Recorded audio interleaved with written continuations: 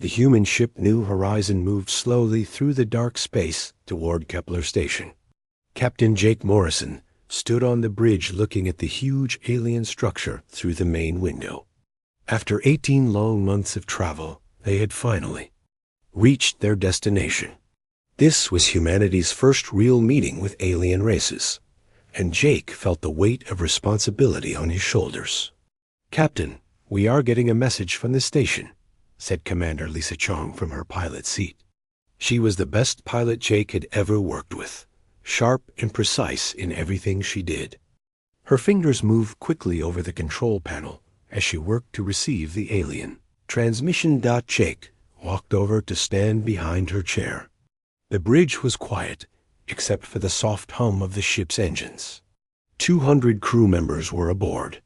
The New Horizon, all depending on this mission to go well. Earth had sent its best people to make a good first impression with the Galactic Federation. The message came through with strange clicking sounds and whistles before the translation system kicked in. A deep voice filled the bridge, speaking slowly and carefully in broken human language. "Human vessel New Horizon. This is High Navigator Zethkar of the Vortani Empire. We welcome you to Kepler Station. Your arrival time is ... fortunate. The annual Stellar Navigation Championships begin in 3 days. We invite you to observe this important event." Jake and Lessa looked at each other. They had expected formal diplomatic meetings, not an invitation to some kind of sports event. Jake pressed the communication button. "High Navigator Zethkar, this is Captain Morrison. We thank you for the welcome and accept your invitation. We look forward to learning about your championships." The alien voice came back quickly, and Jake could hear what sounded like amusement in the tone. "Excellent. We are curious to see how humans react to real piloting skills. Dock at Bay 7 when ready." The communication ended, leaving the bridge in silence. Lisa turned to face Jake with a confused expression. "Real piloting skills? What do you think he meant by that?" "I don't know," Jake replied, "but I have a feeling we're about to find out." 2 hours later, the New Horizon docked at Kepler Station. The station was massive, easily 10 times larger than anything humans had ever built in space. Strange alien ships of different shapes and sizes filled the docking bays. Some looked like smooth silver eggs, others had multiple arms extending from central bodies, and a few seemed to be made of pure energy contained in transparent shells. Jake led a small team onto the station, including Lisa and Tony Rodriguez, one of their cargo pilots. Tony was an older man with gray hair and weathered hands who had joined the space program late in life. Before space travel, he had flown small planes through the dangerous mountains and storms of Alaska. He was quiet and easygoing, very different from the military precision of pilots like Lisa. The station's corridors were wide and filled with aliens of many different types. Some walked on 2 legs like humans, others floated in the air, and a few moved on multiple arms that looked like metal tentacles. The humans drew stares and whispers as they passed. High Navigator Zethkar met them in a large chamber with windows that showed the racing course outside. He was tall and thin with blue-gray skin and 4 arms. His large eyes studied the humans carefully. "Welcome, humans," Zethkar said in his deep voice. "I am pleased you could join us for the championships. This competition has determined the finest pilots in known space for over 1,000 years. We're honored to be here," Jake replied politely. "What exactly does the competition involve?" Zethkar gestured toward the windows with one of his 4 arms. Outside, they could see a complex maze of obstacles floating in space around the collapsed remains of an old star system. Asteroids, twisted metal structures, and swirling energy fields created a challenging course that stretched for hundreds of kilometers. Pilots must navigate the Nexus maze as quickly and safely as possible, Zethkar explained. It requires the highest level of skill. the most advanced computer systems, and years of training. The current record holder is from the Hive Collective. Their quantum-linked consciousness allows for perfect coordination. Lisa stepped forward, her military training showing in her straight posture. It looks very challenging. How many species participate? 12 races send their finest pilots, Zethkar replied. The Vortani have won 6 times in the past century. The insectoid hive has won 4 times with their group mind piloting. The energy beings of Lux Prime have claimed 2 victories using quantum phase techniques. Tony spoke up for the first time, his voice calm and relaxed. What about humans? Are we allowed to compete? The chamber fell silent. Several alien spectators who had been listening turned to stare at the small group of humans. Zethkar's large eyes blinked slowly, and something that might have been a smile crossed his face. Humans? Compete in the championships? He made. Sound that the translation system indicated was laughter. Your species achieved interstellar travel only 2 centuries ago. Your ships are crude by our standards. Your navigation systems basic. Your piloting techniques primitive. Jake felt anger rising in his chest, but before he could respond, Tony stepped forward with a relaxed smile. Well, primitive or not, we'd like to give it a try, Tony said. What's the worst that could happen? Zethkar looked at the human with surprise. He had clearly expected them to be insulted or to back down from the challenge. Instead, this older human seemed almost amused by the situation. The worst that could happen, Zethkar said slowly, is that you could die. The Nexus Maze has claimed 17 pilots over the centuries. The gravitational forces, the plasma storms, the debris fields. They do not forgive mistakes. Neither do mountain storms or Arctic blizzards, Tony replied calmly. But people learn to fly through those. 2. Jake realized what was happening. This wasn't really an invitation to observe. It was a test, a way for the aliens to measure human capabilities. They expected the humans to decline the challenge or to embarrass themselves trying. High Navigator. Jake said formally, humanity accepts your challenge. Tony Rodriguez will represent Earth in your championships. The aliens in the chamber began talking excitedly among themselves in their various languages. Zethkar stared at Jake as if he couldn't believe what he had heard. You choose him? Zethkar asked, pointing at Tony. Not your military pilot? He looked at Lisa with her crisp uniform and obvious training. Tony's our best pilot for this kind of work, Jake said confidently. Even though he wasn't entirely sure why he felt that way, Tony just smiled and looked out at the dangerous maze of obstacles floating in space. When do we start? The next morning, Tony woke up early and made his way to the observation deck where he could study the Nexus Maze. The course looked even more dangerous in the daylight from the nearby star. Twisted pieces of metal from destroyed ships floated between massive asteroids.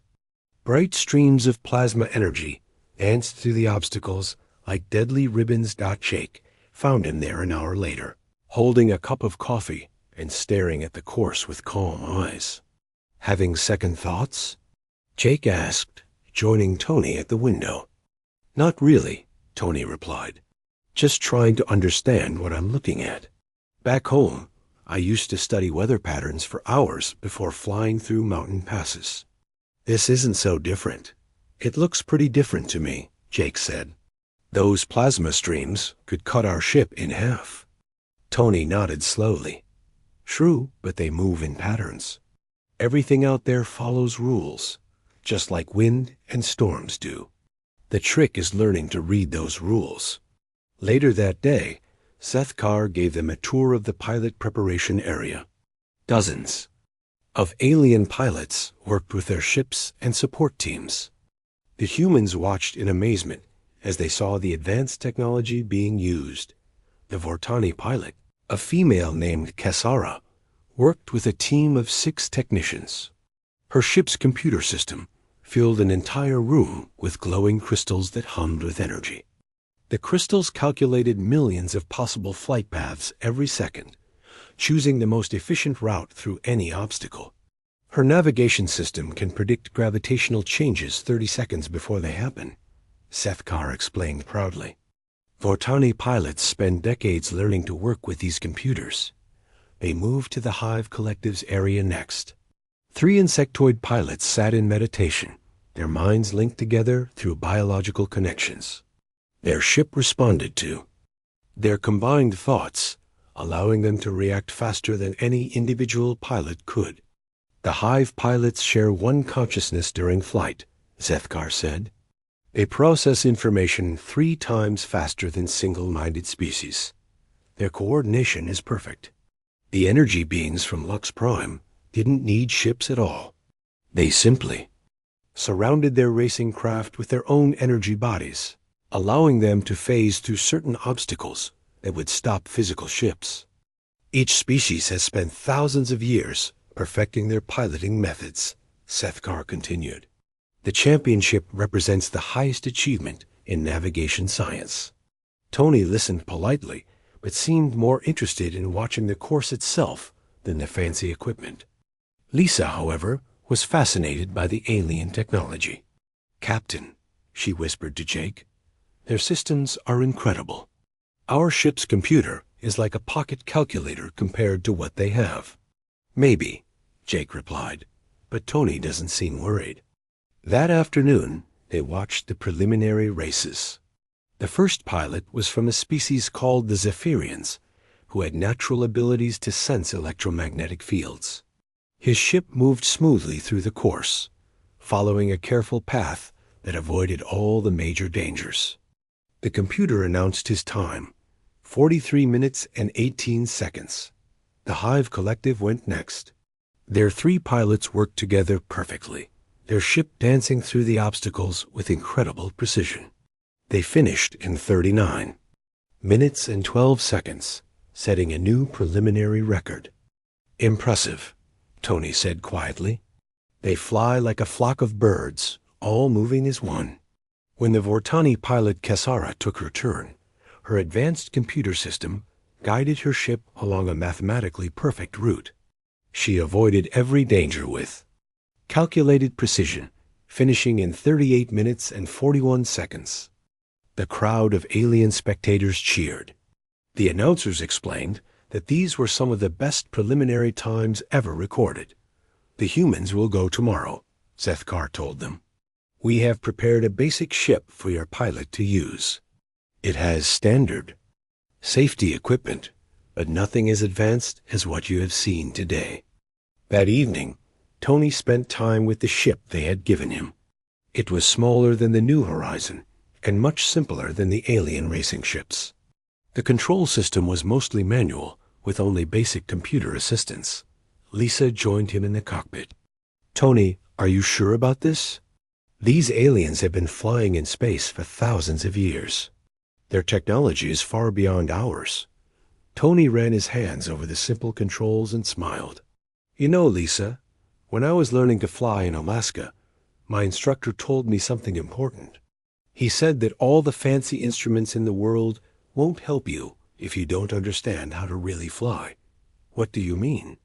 "Those alien pilots out there, they're incredibly skilled," Tony said. "But they all depend on their computers to tell them what to do. They follow predetermined paths calculated by machines. They fly by mathematics. And what's wrong with that?" Lisa asked. Tony looked out at the Nexus maze, where the plasma streams continued their endless dance. "Nothing's wrong with it. But it's not the only way to fly. Back on Earth, I learned to read the sky, to feel the wind patterns, to trust my instincts when instruments failed. I learned to work with the weather instead of fighting against it. But this isn't weather, Tony. This is space. There's no air, no wind patterns." "Maybe not," Tony said, "but there are still patterns. Gravity flows like wind. Plasma streams move like storm fronts. Asteroid fields shift like cloud formations.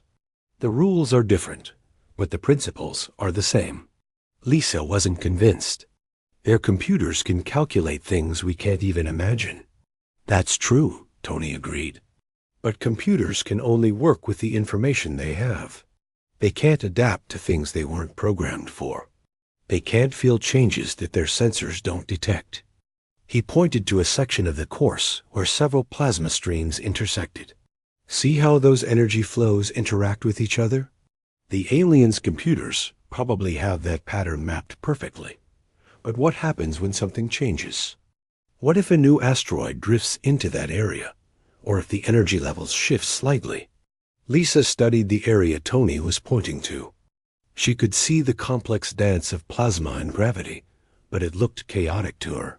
Their computers would recalculate, she said. Eventually, yes, Tony replied. But that takes time. A few seconds to analyze the change, a few more seconds to calculate new flight paths. In a race, those seconds matter. And you think you can do better? Tony smiled. I think I can do different. Tomorrow, we'll find out if different is better. The morning of Tony's race arrived with great excitement throughout Kepler Station. Word had spread that the primitive humans were actually going to attempt the championship course. Aliens from dozens of species gathered in the observation areas to watch what many expected to be either a disaster or a comedy. Tony sat in his simple ship at the starting line, running through his pre-flight checks. The controls felt familiar under his hands, much more like the small planes he had flown on Earth than the advanced alien racing ships. Through his cockpit window, he could see the starting gate and the first section of the Nexus maze beyond it. Jake's voice came through the communication system. How are you feeling, Tony? Good, Tony replied calmly. Ready to fly. In the observation deck, Lisa stood next to Jake and Zethkar. Hundreds of alien spectators filled the area, their various voices creating a strange mixture of sounds. The alien announcers were explaining to their audience that this was the first time such a primitive species had attempted the course. The human pilot has disabled most of his ship's automated systems, one announcer said in surprise. This appears to be either a malfunction or a very strange strategy. Zethkar looked at the humans with curiosity. Is your pilot experiencing technical difficulties? We can delay the race if needed. No technical difficulties, Jake replied. Tony prefers manual control. Manual control? Zethkar's 4 eyes widened. Through the entire course? That's impossible. The gravitational calculations alone require constant computer assistance. Lisa felt her stomach tighten with worry. She watched Tony's ship on the monitors and saw that he had indeed turned off the navigation computer, the autopilot system, and even the collision avoidance warnings. The only systems running were basic life support and communications. The starting signal activated, and Tony's ship moved forward into the maze. At first, his approach looked similar to the other pilots. He followed a reasonable path through the opening section, avoiding the larger asteroids and staying clear of the plasma stream's dot, but then something different happened. Where the other pilots had followed calculated routes that stayed far from any dangers, Tony began to fly closer to the obstacles. His ship moved in smooth, flowing motions that seemed almost like dancing. What is he doing? Zethkar muttered, watching the monitors with confusion. Tony's ship approached the first major challenge, a section where 3 plasma streams created a triangle of deadly energy. Previous pilots had gone around this area, adding several minutes to their time. But Tony flew directly toward it. The alien crowd gasped as his ship entered the triangle of plasma streams. The energy flows should have destroyed him instantly. Instead, Tony's ship moved between the streams like it was following some invisible path. He used the electromagnetic fields from the plasma to actually help guide his ship, riding the energy. Currents like a surfer rides waves. Impossible, breathed the Vortani pilot Kesara, who was watching from the pilot's area. The plasma streams are chaotic. You cannot predict their movements. But Tony wasn't predicting their movements. He was reading them, feeling the changes in electromagnetic pressure through his ship's hull, sensing the subtle shifts in energy that happened moments before the streams moved. His years of flying through unpredictable mountain weather had taught him to trust senses that computers couldn't replicate. As he emerged from the plasma triangle, Tony had gained valuable time. The announcers were struggling to explain what they had witnessed. The human pilot appears to be surfing the plasma streams? One announcer said uncertainly, "This technique is not documented in any piloting manual." The next section of the course featured a dense asteroid field with constantly shifting gravitational forces. The standard approach was to calculate safe paths using the gravitational map and follow predetermined routes. Tony did something completely different. He turned off his gravitational sensors entirely and began to fly by feel. As his ship approached each asteroid, he could sense the gravitational pull through tiny changes in his ship's movement. Instead of fighting against these forces like other pilots did, he used them to help guide his ship through the field.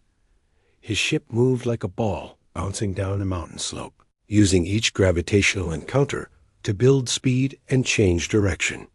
What looked chaotic and dangerous to the observers was actually Tony reading the invisible currents of gravity, the same way he had once read wind patterns over Alaskan peaks.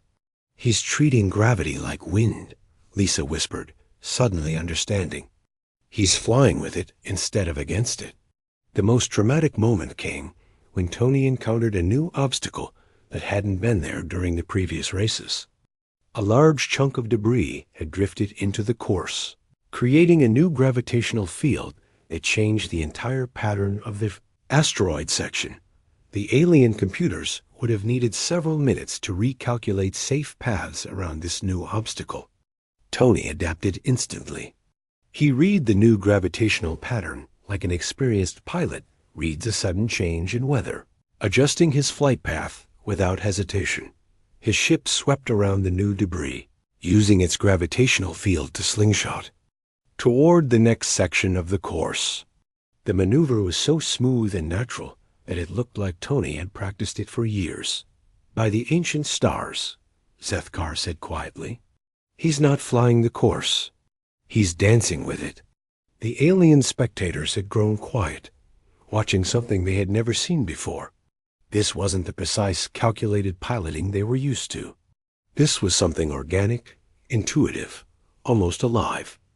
Tony's ship entered the final section of the course, where swirling energy storms created the most dangerous challenge. Previous pilots had waited for their computers to find safe passages through the storms. Tony flew directly into them. Inside the energy storms, his instruments went wild. But Tony didn't need instruments. He could feel the energy patterns through the vibrations in his ship, sense the calm areas between the storms, predict where the safest paths would appear before his sensors could detect them. His ship emerged from the energy storms and crossed the finish line. The timer showed his final result, 32 minutes and 7 seconds. A new course record by more than 6 minutes. The observation deck was completely silent. Hundreds of aliens stared at the monitors in disbelief. The announcers had stopped talking entirely. Tony's calm voice came through the communication system. "New horizon. This is Tony. Course completed. Ready to dock." Jake found his voice first. "Outstanding work, Tony. Come on home." As Tony's ship returned to the docking bay, the alien spectators finally began to react. Some were excited, others confused, and many seemed frightened by what they had witnessed. Zethkar turned to Jake with something that might have been respect in his large eyes. "Captain Morrison, your pilot has just redefined what we thought was possible in space navigation. How did he do this thing?" Jake smiled. He flew human style. News of Tony's record-breaking flight spread through the Galactic Federation faster than light-speed communications could carry it. Within hours, messages were arriving at Kepler Station from across known space. Scientists, military leaders, and curious pilots all wanted to know how a human had accomplished the impossible. Tony found himself surrounded by alien reporters and researchers when he returned to the station. They asked him hundreds of questions about his flying techniques, his training, and his ship modifications. Most seemed confused when he explained that he had simply flown the way he learned on Earth. "But you had no computer assistance," said Dr. Veltar, a Vortani scientist with 6 arms, who took notes frantically. "How did you calculate the gravitational forces in the asteroid field?" "I didn't calculate them," Tony replied patiently. "I felt them. When you've flown through mountain passes in bad weather, you learn to sense changes in air pressure and wind direction. Space has similar patterns, just with gravity instead of wind." The scientist's translator struggled with Tony's explanation. The concept of flying by feeling rather than calculation was so foreign to most alien species that their languages didn't have words for it. Zethkar watched these interviews with growing interest. As High Navigator of the Vortani, he had always believed that advanced computer systems were the key to superior piloting. Tony's flight had challenged everything he thought he knew about navigation. 3 days after the race, Zethkar approached Jake with an unusual request. "Captain Morrison, I wish to challenge your pilot to a personal competition," Zethkar said formally.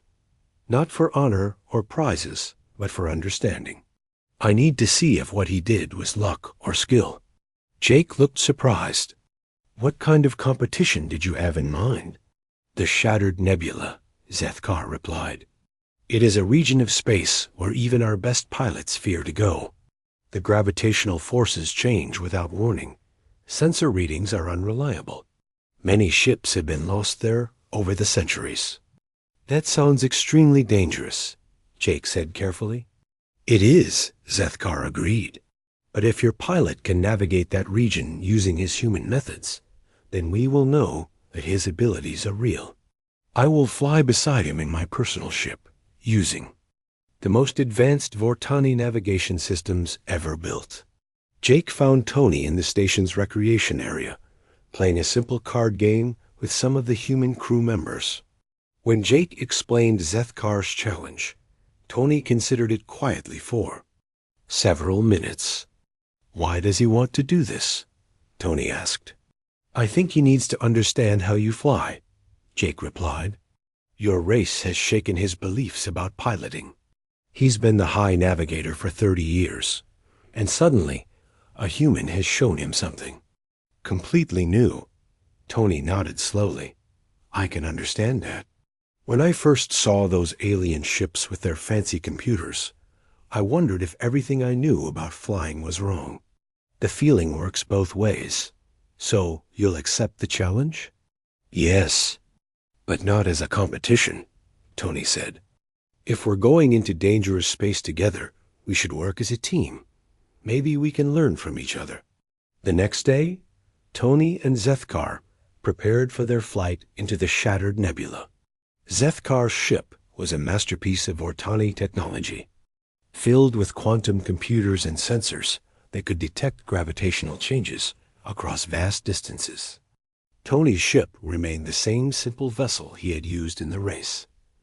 Lisa and Jake watched from the observation deck as the 2 ships left Kepler Station together.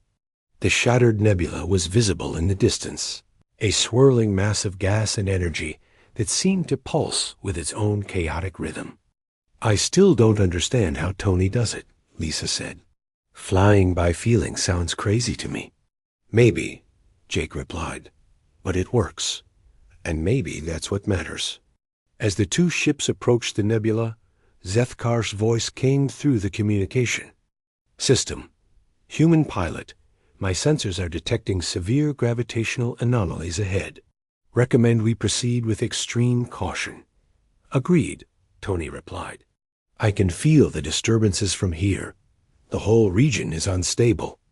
They entered the nebula together, and immediately Zethkar's advanced systems began working frantically to map the changing gravitational fields.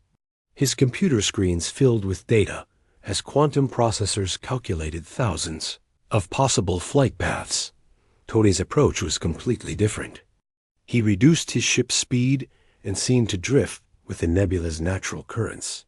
His instruments showed chaotic readings, but he ignored them and concentrated on the subtle vibrations he could feel through his ship's hull. The gravitational field is shifting, Zethkar announced.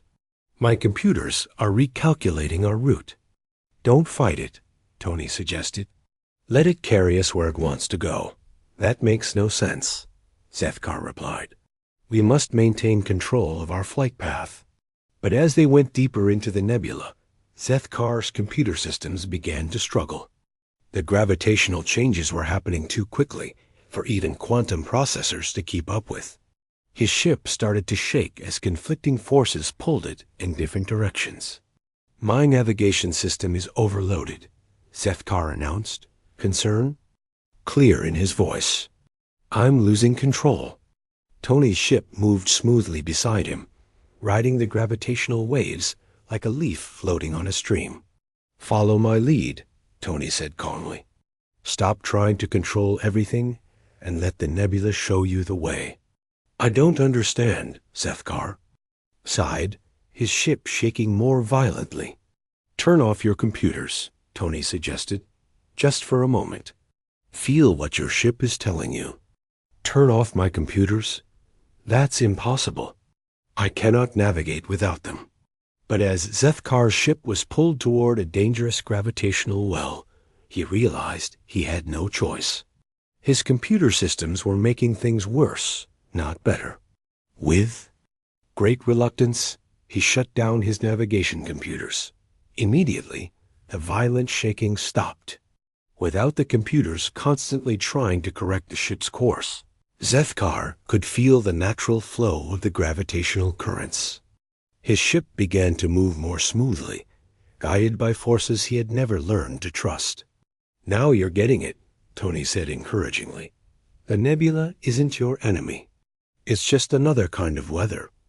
You have to work with it, not against it. 4. The first time in his 30 years as High Navigator, Zethkar flew by instinct instead of calculation.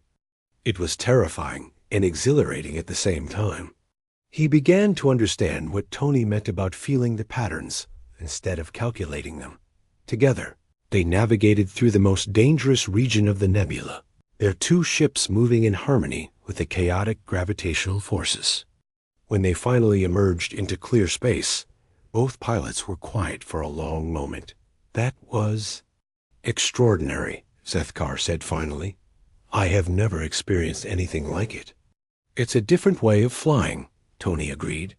Not better or worse than your way, just different. Maybe the best approach is to use both methods together. As they returned to Kepler Station, Zethkar's mind was filled with new possibilities. He had discovered that there was more to piloting than advanced computers and mathematical precision. There was also intuition, adaptation, and the ability to work with forces instead of against them. Human pilot, Zethkar said as they approached the docking bay. Would you be willing to teach others what you have shown me? Tony smiled. I'd be honored to try. 6 months after Tony's victory at the Stellar Navigation Championships, Kepler Station had transformed into something completely different. What had once been a simple diplomatic outpost now housed the first joint human-alien flight academy.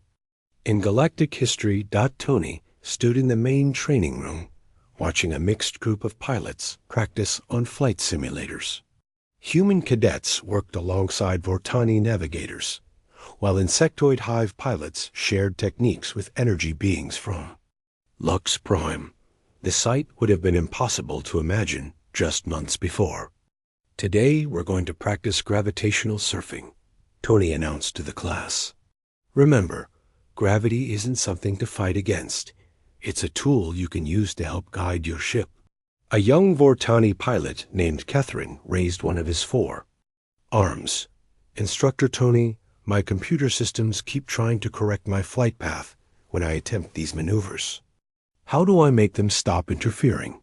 Tony walked over to Catherine's simulator. The key is learning when to trust your computers and when to trust yourself. Your systems are excellent for calculating safe routes and avoiding collisions. But for feeling the flow of space currents, you need to rely on your own senses.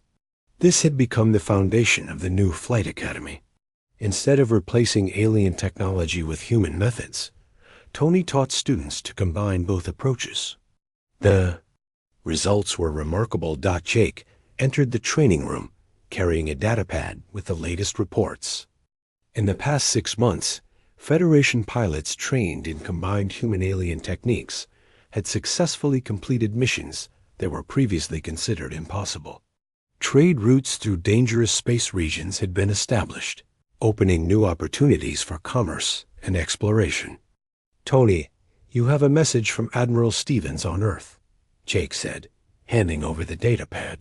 The Federation Council has approved humanity's application for full membership.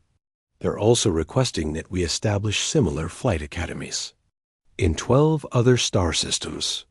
Tony read the message with a smile. Looks like we're going to be busy. Zethkar approached from across the room, where he had been working with a group of advanced students.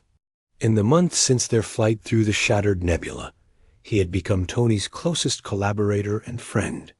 Together, they had developed training programs that brought out the best in both human intuition and alien precision. The morning class performed exceptionally well, Zethkar reported. Lieutenant Hayes from your human crew successfully navigated the plasma storm simulation using purely intuitive methods.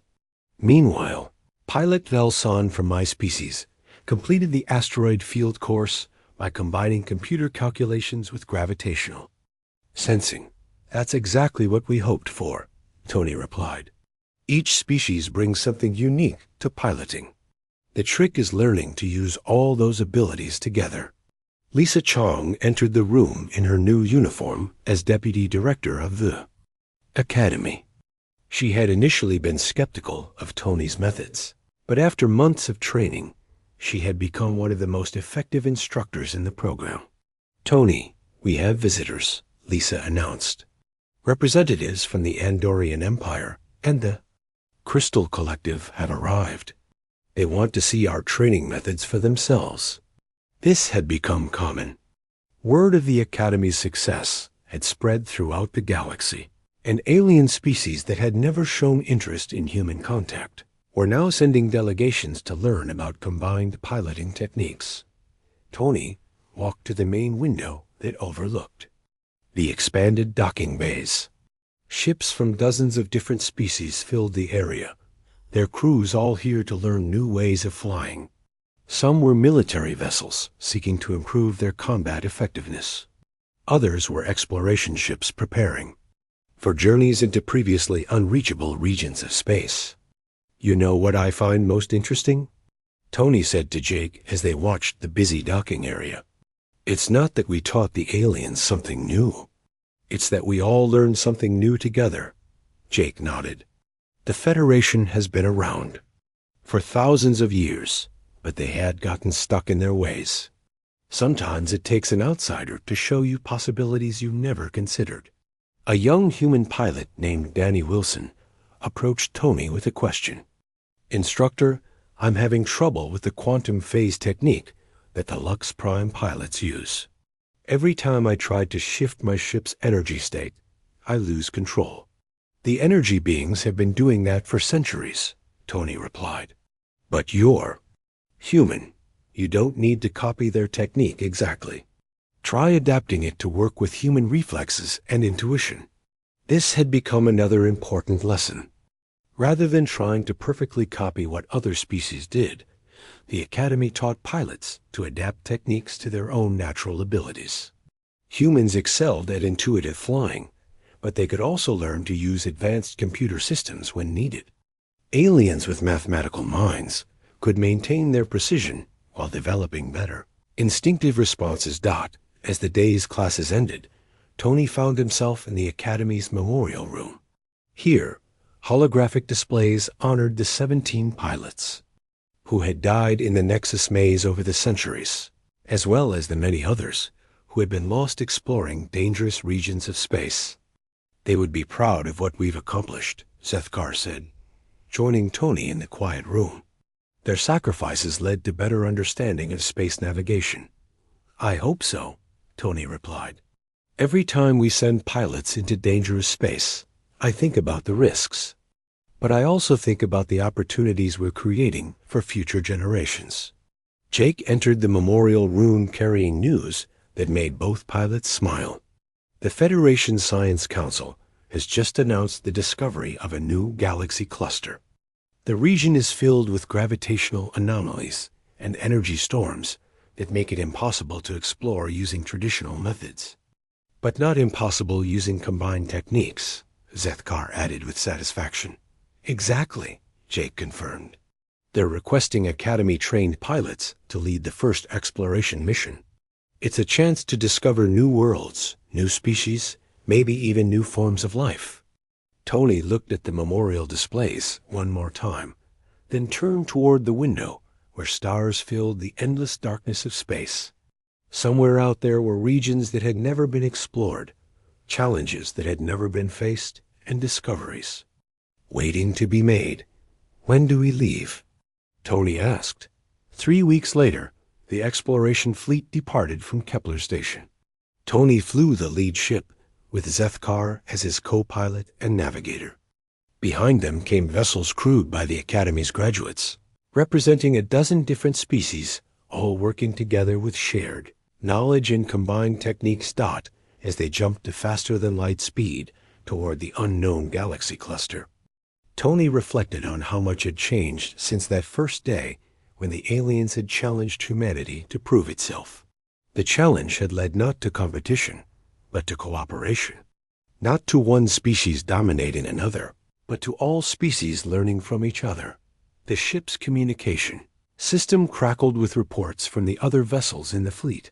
Human pilots worked alongside alien navigators. Computer systems guided ships through calculated routes while intuitive responses handled unexpected changes.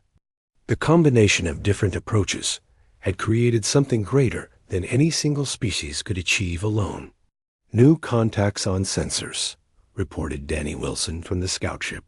Multiple star systems ahead, some with possible signs of civilization. Understood, Tony replied. All ships, remember your training. We're not just explorers today. We're ambassadors for everything the Academy represents. As the fleet approached the unknown galaxy cluster, Tony smiled at the thought of what they might discover. New worlds, new species, new challenges, and new opportunities to learn from each other. The human style of flying had opened doors to the galaxy, but the real victory was in teaching everyone that there was always more to learn, always new ways to grow, and always value in working together. The stars ahead seemed to welcome them, and Tony knew that this was just the beginning of humanity's journey among the cosmos.